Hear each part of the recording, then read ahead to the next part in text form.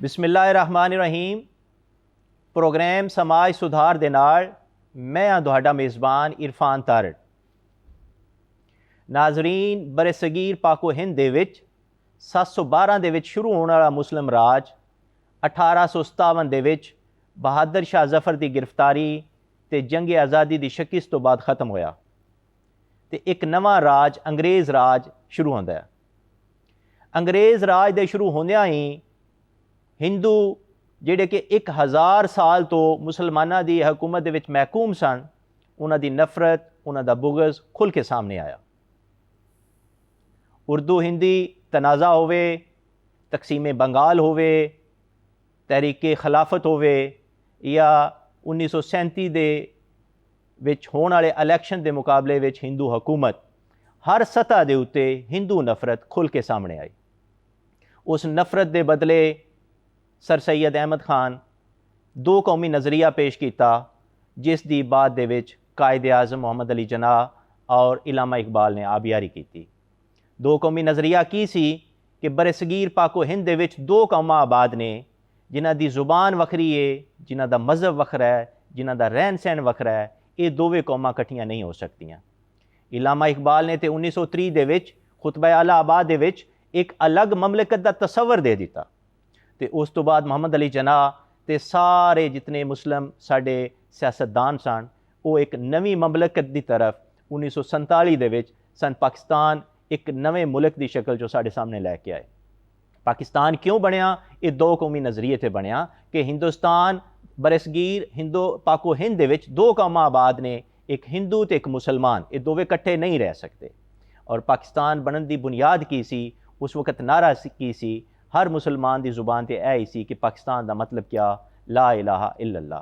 कायदे आज़म ने खुद कह दिता कि असी एक ऐसी रियासत बनाना चाहते हैं, एक ऐसी तजर्बागाह बनाना चाहते हैं जिथे असी इस्लामी जिहड़े असूल ने उन्होंने असी लेबॉर्टरी दे विच चेक करके अपनी ज़िंदगी इस्लाम के मुताबिक इस्तवार कर सकीए। नाजरीन, साडे अज दे प्रोग्राम का मौजू है कि आइडियालॉजी, दो कौमी नज़रिया या हुब्बुल वतनी की समाज सुधार दे विच की अहमियत है।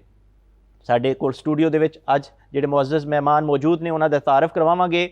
साडे पहले मुअज़्ज़ज़ मेहमान डॉक्टर अख्तर संधू साहब, आप एक मशहूर कालमिस्ट ने, हिस्टोरियन ने, सिविल लाइन कॉलेज के प्रिंसीपल ने। साडे दूसरे मुअज़्ज़ज़ मेहमान कर्नल राय लियाकत साहब, आपने अपनी एक पूरी जिंदगी हुब्बुल वतनी दे विच एक फौज दे विच गुजारी। असी प्रोग्राम का आगाज़ डॉक्टर साहब तुहाडे कोल करांगे। जिस तरह असी देखा कि एक मुल्क का दो टोटे हुए दो मुल्क बने और बुनियाद एक दो कौमी नज़रिया सी। तुसी साडे नाजरीन नूं दसो कि ये दो कौमी नज़रिया की सी? ਜਿਹੜਾ ਸਾਡਾ ਪੰਜਾਬ ਹੈ ਜਾਂ ਬਰੇ ਸਗੀਰ ਹੈਗਾ, ਪਾਕੋ ਹਿੰਦ ਹੈਗਾ ਸੀ, ਇਹਦੇ ਵਿੱਚ ਕਦੀ ਕਨਸਟੀਟਿਊਸ਼ਨ ਨਹੀਂ ਰਿਹਾ। ਇਹਦੇ 'ਚ ਡੰਡੇ ਦੇ ਜ਼ੋਰ ਦੇ ਉੱਤੇ ਹੀ ਸਾਰੇ ਲੋਕ ਹੁਕੂਮਤਾਂ ਕਰਦੇ ਰਹੇ, ਏਕਤਾ ਨਹੀਂ ਸੀ ਇਹਦੇ ਵਿੱਚ ਬਿਲਕੁਲ। ਔਰ ਅੰਗਰੇਜ਼ ਇੱਥੇ ਆਏ ਅਤੇ ਸਭ ਤੋਂ ਪਹਿਲੇ ਉਹਨਾਂ ਨੇ ਕਨਸਟੀਟਿਊਸ਼ਨ ਇੱਥੇ ਨਾਫਿਜ਼ ਕੀਤਾ ਔਰ ਉਹਨਾਂ ਨੇ ਇੱਥੇ ਕਾਨੂੰਨ ਦੀ ਹੁਕਮਰਾਨੀ ਨੂੰ ਸਟਾਰਟ ਕੀਤਾ। ਆਈਡੀਆਲੋਜੀ ਦੇ ਵਿੱਚ ਜਿਹੜੀ ਚੀਜ਼ ਸੀ ਜਿਹਨੂੰ ਅਸੀਂ ਅਮੂਮਨ ਕਹਿੰਦੇ ਨੇ ਆ ਡਿਵਾਈਡ ਐਂਡ ਰੂਲ ਦੇ ਤਹਿਤ ਹੁਕੂਮਤ ਕੀਤੀ। ਅਤੇ ਲੇਕਿਨ ਜਿਸ ਵੇਲੇ ਅੰਗਰੇਜ਼ ਇੱਥੇ ਆਏ ਅਤੇ ਸੁਸਾਇਟੀ ਆਲਰੇਡੀ ਤਕਸੀਮ ਸੀ। ਆਈਡੀਆਲੋਜੀ ਕੀ ਸੀ? ਮਜ਼ਹਬ ਦੀ ਬੁਨਿਆਦ ਦੇ ਉੱਤੇ ਹਿੰਦੂ ਸੀ, ਸਿੱਖ ਸੀ, ਮੁਸਲਮਾਨ ਸੀ। ਇਹ ਸਾਰੇ ਜਿਹੜੇ ਸੀ ਆਪਣੇ ਰਿਲੀਜੀਅਸ ਆਈਡੀਆਲੋਜੀ ਦੇ ਉੱਤੇ ਤਕਸੀਮ ਹੈਗੇ ਸੀ ਸੁਸਾਇਟੀ ਆਲਰੇਡੀ। ਉਸ ਤੋਂ ਬਾਅਦ ਜਿਹੜਾ ਸ਼ੁਰੂ ਹੋਇਆ ਉਹ ਸੀ ਨੈਸ਼ਨਲਿਜ਼ਮ ਦਾ ਤਸੱਵੁਰ, ਜਿਹੜਾ ਅੰਗਰੇਜ਼ ਲੈ ਕੇ ਆਏ ਵੈਸਟਰਨ ਪੋਲੀਟੀਕਲ ਥਾਟ ਦੇ ਤਹਿਤ। ਉਹ ਸੀ ਨੈਸ਼ਨਲਿਜ਼ਮ।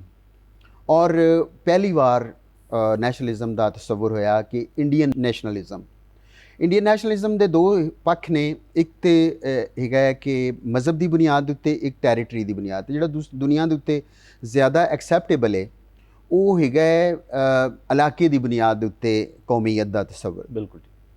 ਲੇਕਿਨ ਜਿਸ ਵੇਲੇ ਮੁਸਲਮਾਨਾਂ ਨੇ ਵੇਖਿਆ ਕਿ ਵੀ ਸਾਡੇ ਹੱਕ ਨਹੀਂ ਦਿੱਤੇ ਜਾ ਰਹੇ, ਸਾਡੇ ਜਿਹੜੇ ਮੁਸਲਮਾਨਾਂ ਦੇ ਜਿਹੜੇ ਜਾਇਜ਼ ਹੱਕ ਨੇ ਉਹ ਨਹੀਂ ਦਿੱਤੇ ਜਾ ਰਹੇ, ਅਤੇ ਉਹ ਮਜ਼ਹਬੀ ਨੈਸ਼ਨਲਿਜ਼ਮ, ਮਜ਼ਹਬੀ ਕੌਮੀਅਤ ਦੀ ਤਰਫ ਆਏ ਕਿ ਅਸੀਂ ਮੁਸਲਮਾਨ ਇਸਲਾਮ ਦੀ ਬੁਨਿਆਦ 'ਤੇ ਅਸੀਂ ਇਕੱਠੇ ਹੋ ਜਾਈਏ ਔਰ ਸਾਡੇ ਨਾਲ ਜ਼ਿਆਦਤੀਆਂ ਹੋ ਰਹੀਆਂ ਨੇ, ਅਸੀਂ ਉਹਨੂੰ ਉਸ ਚੀਜ਼ ਨੂੰ ਐਕਸੈਪਟ ਨਹੀਂ ਕਰਾਂਗੇ।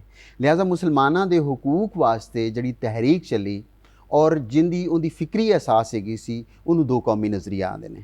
ਔਰ ਉਹਦੇ ਵਿੱਚ ਮਜ਼ਹਬ ਜਿਹੜਾ ਹੈ ਉਹ ਤੁਹਾਨੂੰ ਬੇਸ ਫਰਾਹਮ ਕਰਦਾ ਹੈ, ਬੁਨਿਆਦ ਫਰਾਹਮ ਕਰਦਾ ਹੈ।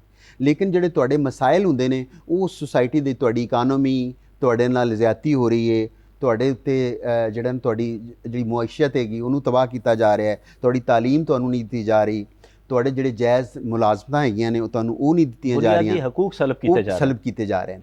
ਉਹ ਯਾਨੀ ਸੁਸਾਇਟੀ ਦੇ ਵਿੱਚ ਉਹਦਾ ਤਾਲੁਕ ਇਨਸਾਨੀਅਤ ਨਾਲ ਜਾਂ ਲੋਕਾਈ ਦੇ ਨਾਲ ਹੈਗਾ, ਜਾਂ ਸੁਸਾਇਟੀ ਜਾਂ ਸਮਾਜ ਦੇ ਨਾਲ ਹੈ, ਜਿਹਨੂੰ ਸੁਧਾਰ ਦੀ ਤੁਸੀਂ ਗੱਲ ਕੀਤੀ ਕਿ ਉਹਦੇ ਸੁਧਾਰ ਦੀ ਬੜੀ ਲੋੜ ਹੈਗੀ। ਇਸ ਵਾਸਤੇ ਇਹ ਤਹਿਰੀਕ ਚੱਲੀ ਕਿ ਤਹਿਰੀਕੇ ਪਾਕਿਸਤਾਨ ਜਿਹੜੀ ਹੈ ਉਹਦੀ ਬੁਨਿਆਦ ਜਿਹੜੀ ਹੈਗੀ ਸੀ ਉਹ ਇਸਲਾਮ ਸੀ। ਉਹਦੀ ਇਸਲਾਮ ਦੇ ਨਾਲ ਲੋਕ ਇਕੱਠੇ ਹੋਏ, ਲੇਕਿਨ ਜਿਹੜਾ ਤਰੀਕੇਕਾਰ ਸੀ ਪਾਕਿਸਤਾਨ ਦੀ ਤਹਿਰੀਕ ਦਾ ਉਹ ਵੈਸਟਰਨ ਪੋਲੀਟੀਕਲ ਥਾਟ ਦੇ ਤਹਿਤ ਸੀ, ਉਹ ਸਿਆਸੀ ਸੀ।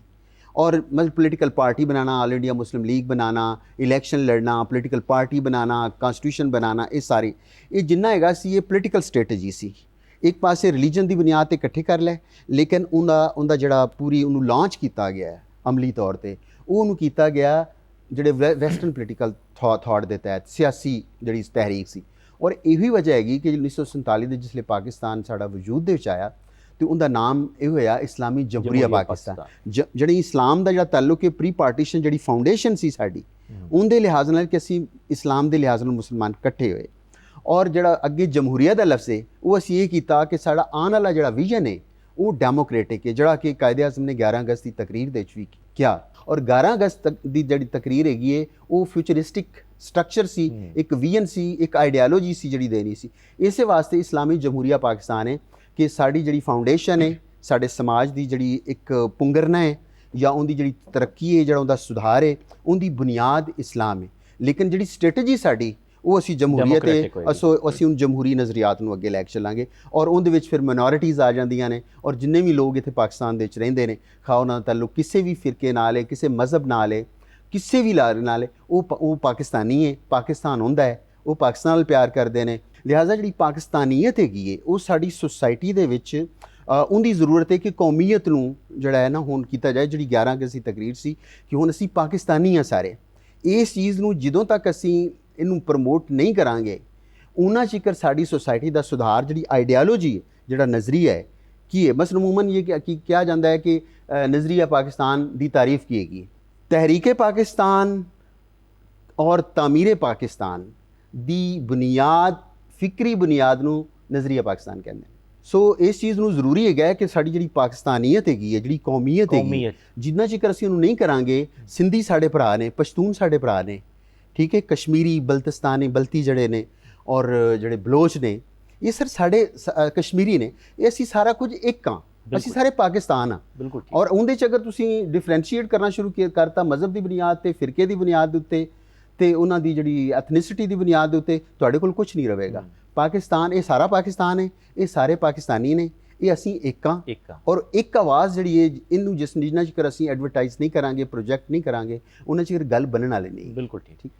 कर्नल साहब मैं तुहाडे कोल पुछना चाहांगा कि हुब्बुल वतनी की चीज़ है, और हुब्बुल वतनी किसी भी समाज सुधार वास्ते, किसी भी नेशन की तरक्की दे वास्ते कितनी ज़रूरी है? अगर उसी सारी हिस्ट्री देखिए, जैसे असी कहने कि मुल्क तो साडा बन गया, उस तो बाद आलमोस्ट मजहबी आज़ादी साड़ी ना ग्रांटेड भी है, उनके कोई शकूको शुबात भी नहीं है। बिल्कुल ठीक। और वो प्रैक्टिस साढ़े 75 साल तो हो रहा है। साढ़े लोगों नूं, ईवन मिनारिटीज़ नूं बिल्कुल कोई ज़्यादा शिकवा ये शक नहीं है या उन्होंने इस लिहाज नाल के अथॉरिटीज़ कंसर्न नाल कि जी साढ़े नाल कोई मजहबी आज़ादी मसला आ रहा है। अगला मेन फैक्टर आंदा है, अगर तुसी डिटेल नहीं देखो कि ये 3 चीज़ां जिहड़ियां ने ना, ये हर बंदा, हर मज़हब, हर कौमीयत, हर जगह ते रहने वाला किसी सूबे नाल उन्हां दा ताल्लुक होवे, किसी कौम नाल, वो चाहते हैं कि जी सानू वसाइल दी जिहड़ी है ना तकसीम कम अज़ कम, कि साढ़े कोल जो कुछ है, चलो जो नहीं है वो तो नहीं है, जो है वो सानू बराबर तकसीम किया जाए, साडा जिथे जिथे असीं आए हाँ साडा ख्याल रखा जाए। मसलन एजुकेशन है, हेल्थ है। बिल्कुल ठीक। आप अगर डिटेल में जाएँ कि ये दोनों मसले अगर हल हो जान आम लोगों के, तो वो इतने मजबूती नाल उस कौम नूं पसंद करते हैं, उस मुल्क नूं पसंद करते हैं, उस गवर्नमेंट नूं पसंद करते हैं कि जी साडा ख्याल किया जा रहा है। तुहाडे कहण दा मकसद है कि कौमीयत जिहड़ी है वो एक माँ दी ਤਰ੍ਹਾਂ ਹੈ। ਜੀ ਬਿਲਕੁਲ ਸਟੇਟ ਇੱਕ ਮਾਂ ਦੀ ਤਰ੍ਹਾਂ ਹੈ, ਔਰ ਅਗਰ ਆਪਣੇ ਸਾਰਿਆਂ ਬੇਟਿਆਂ ਨੂੰ ਉਹ ਇਕੁਅਲ ਰਾਈਟ ਦੇਵੇ, ਉਹਨਾਂ ਇਕੁਅਲ ਹਕੂਕ ਦੇਵੇ, ਤੇ ਉਹਨਾਂ ਦੀ ਮੁਹੱਬਤ ਆਪਣੀ ਮਾਂ ਦੇ ਨਾਲ ਬਰਾਬਰ ਹੁੰਦੀ। ਇਹ ਤੇ ਇੱਕ ਸੈਟਲਡ ਪ੍ਰਿੰਸੀਪਲ ਹੈ ਕਿ ਜਦੋਂ ਤੱਕ ਹੁਬਲ ਵਤਨੀ ਇੱਕ ਕੌਮ ਦੇ ਵਿੱਚ ਨਹੀਂ ਆਉਂਦੀ, ਉਹ ਮੁਲਕ ਤਰੱਕੀ ਨਹੀਂ ਕਰ ਸਕਦਾ, ਉਹ ਨੇਸ਼ਨ ਅੱਗੇ ਨਹੀਂ ਜਾ ਸਕਦੀ। ਕਿਉਂਕਿ ਜਦੋਂ ਤੱਕ ਤੁਸੀਂ ਆਪਣੇ ਜ਼ਾਤੀ ਮੁਫਾਦ, ਕੌਮੀ ਮੁਫਾਦ ਤੇ ਕੁਰਬਾਨ ਨਹੀਂ ਕਰੋਗੇ, ਔਰ ਉਹ ਕੁਰਬਾਨ ਉਦੋਂ ਹੀ ਹੋ ਸਕਦੇ ਨੇ ਜਦੋਂ ਜਜ਼ਬਾ ਹੁਬਲ ਵਤਨੀ ਬਹੁਤ ਜ਼ਿਆਦਾ। ਮੇਰਾ ਸਵਾਲ ਹੈ ਵੇ ਕਿ ਕੌਮ ਦੇ ਵਿੱਚ ਜਜ਼ਬਾ ਹੁਬਲ ਵਤਨੀ ਪ੍ਰਵਾਨ ਕਿਸ ਤਰ੍ਹਾਂ ਚੜਾਇਆ ਜਾ ਸਕਦਾ ਹੈ, ਬਿਹਤਰ ਕਿਸ ਤਰ੍ਹਾਂ ਕੀਤਾ ਜਾ ਸਕਦਾ? ਸਭ ਤੋਂ ਪਹਿਲੀ ਤੇ ਗੱਲ ਹੈਗੀ ਹੈ ਕਿ ਜਿਹੜੀ ਗੱਲ ਹੋ ਰਹੀ ਹੈ ਕਿ ਜਿਹੜਾ ਤੁਹਾਡਾ ਮੁਲਕ ਹੈਗਾ, ਤੁਹਾਡਾ ਜਿਹੜਾ ਇੱਕ ਮਜ਼ਹਬ ਦੇ ਨਾਲੋਂ ਜਿਹੜੀ ਤੁਹਾਡੀ ਕੌਮੀਅਤ ਹੈਗੀ ਹੈ, ਉਹ ਅੱਗੇ ਉਹ ਤੁਹਾਡਾ ਜ਼ਾਤੀ ਮਸਲਾ ਹੈਗਾ, ਤੁਹਾਡਾ ਕਬਰ ਦੇ ਜਾਣਾ ਹੈ, ਤੁਸੀਂ ਆਖਰਤ ਦੇ ਜਾਣਾ ਹੈਗਾ, ਤੁਸੀਂ ਕੀ ਕਰਨਾ ਹੈਗਾ। ਲੇਕਿਨ ਜਿਹੜੀ ਸੁਸਾਇਟੀ ਦੇ ਨਾਲ ਜਿਹੜੀ ਤੁਹਾਡੀ ਜੁੜਤ ਹੈਗੀ ਹੈ, ਉਹ ਮਜ਼ਹਬ ਦੇ ਲਿਹਾਜ਼ ਨਾਲ ਨਹੀਂ ਹੈਗੀ, ਉਹ ਤੁਹਾਡੀ ਕੌਮੀਅਤ ਦੇ ਲਿਹਾਜ਼ ਨਾਲ ਹੈ, ਕਿਉਂਕਿ ਉਹਦੇ 'ਚ ਹੋਰ ਮਜ਼ਹਬ ਵੀ ਸ਼ਾਮਿਲ ਹੈਗੇ ਨੇ।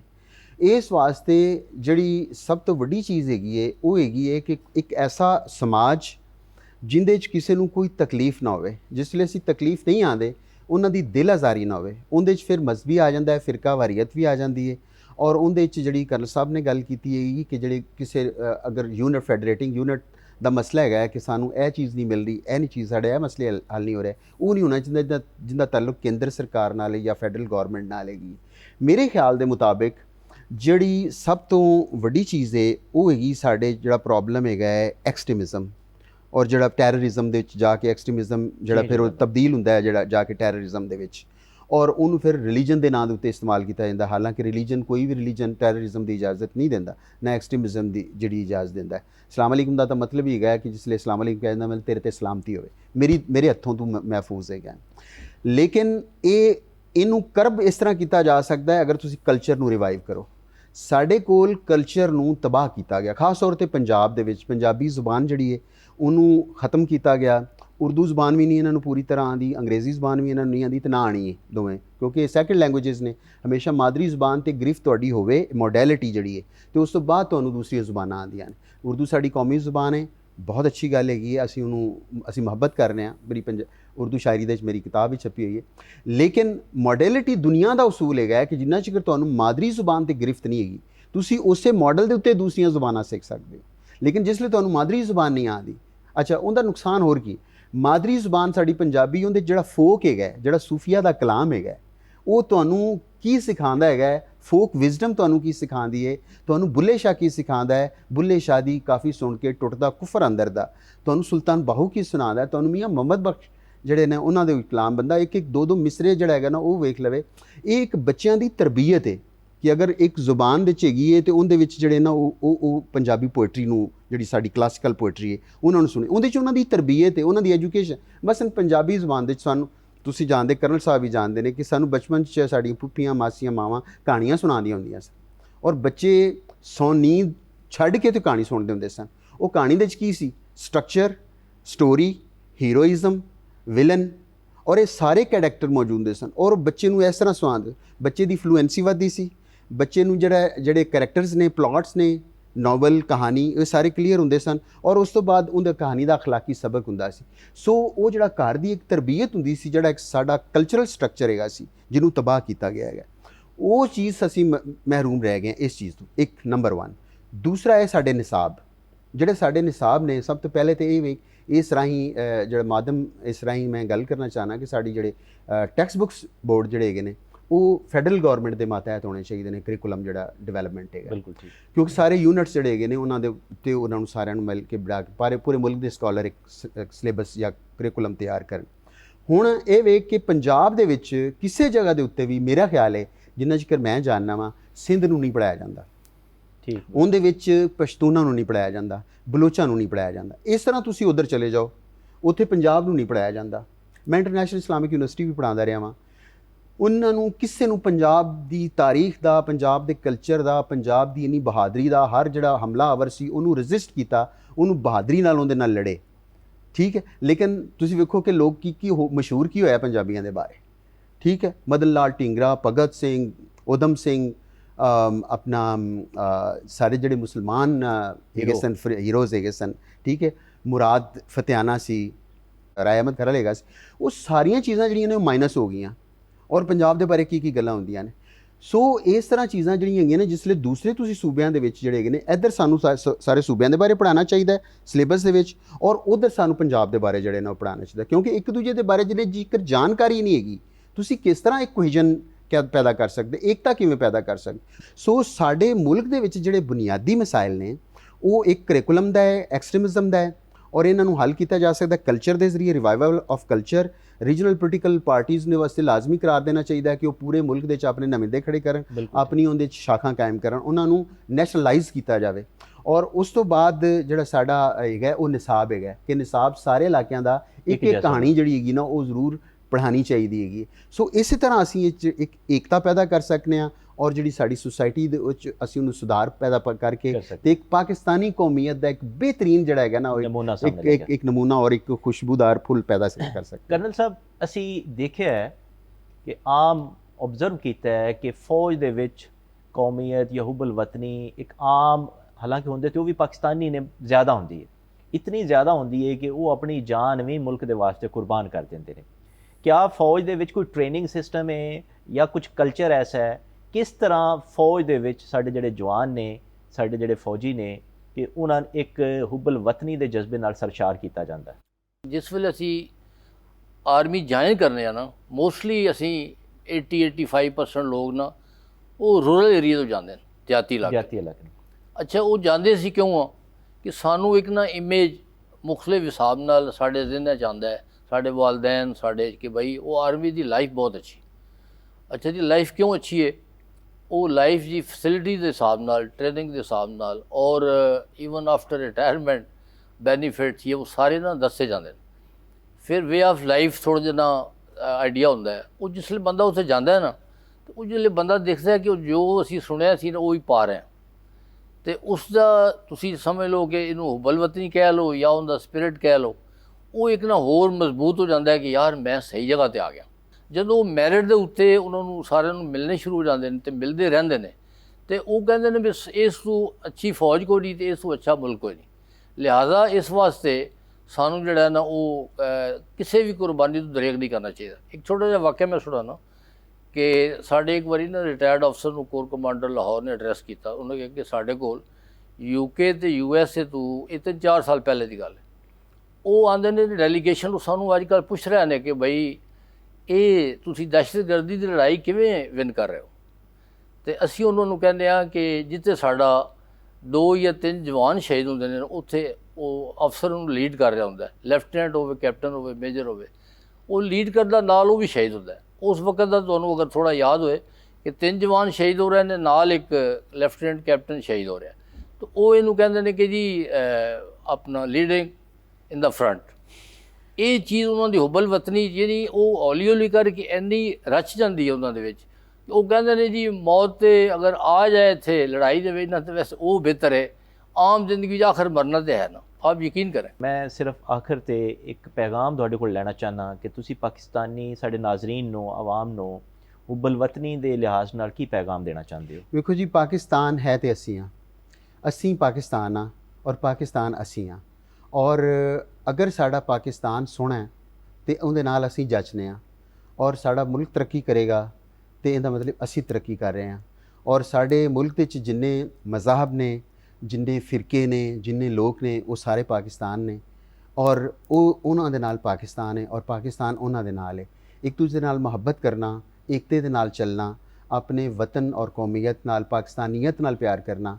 ਜਿੰਨੇ ਵੀ ਸਾਡੇ ਸਰਕਾਰੀ ਅਹਿਲਕਾਰ ਨੇ ਉਹਨਾਂ ਨੂੰ ਕੌਮੀਅਤ, ਪਾਕਿਸਤਾਨੀਅਤ ਨੂੰ ਅੱਗੇ ਸਭ ਤੋਂ ਪਹਿਲੇ ਰੱਖਣਾ ਚਾਹੀਦਾ ਹੈ ਤਾਂ ਕਿ ਉਹ ਅੱਗੇ ਚਲੇ ਜਾਣ। ਲੇਕਿਨ ਨਾਲ ਨਾਲ ਜਿਹੜੇ ਕਲਚਰ ਨੇ, ਇਲਾਕਾਈ ਕਲਚਰ, ਜ਼ੁਬਾਨਾਂ, ਉਹਨਾਂ ਦੀ ਤਰੱਕੀ ਵਾਸਤੇ ਬਹੁਤ ਕੰਮ ਕਰਨਾ ਚਾਹੀਦਾ ਹੈ। ਇਹ ਚੀਜ਼ ਹੈਗੀ ਹੈ ਜਿਹੜੀ ਪਾਕਿਸਤਾਨ ਨੂੰ ਆਉਣ ਵਾਲੇ, ਅਗਰ ਹੁਣ ਅੱਜ ਸ਼ੁਰੂ ਕਰਨਗੇ, 50 ਸਾਲ ਤੱਕ ਉਹਦੇ ਫਰੂਟਸ ਮਿਲਣਗੇ। ਲਿਹਾਜ਼ਾ ਇਹਨੂੰ ਜਿੰਨੀ ਜਲਦੀ ਸ਼ੁਰੂ ਕੀਤਾ ਜਾ ਸਕੇ ਕਿ ਜਿਹੜੇ ਇਲਾਕਾਈ ਕਲਚਰ, ਜ਼ੁਬਾਨਾਂ ਨੇ, ਉਹਨਾਂ ਨੂੰ ਬਹੁਤ ਜ਼ਿਆਦਾ ਫਰੋਗ ਦਿੱਤਾ ਜਾਵੇ, ਇਹਦੇ ਨਾਲ ਪਾਕਿਸਤਾਨ ਬਹੁਤ ਤਰੱਕੀ ਕਰੇਗਾ।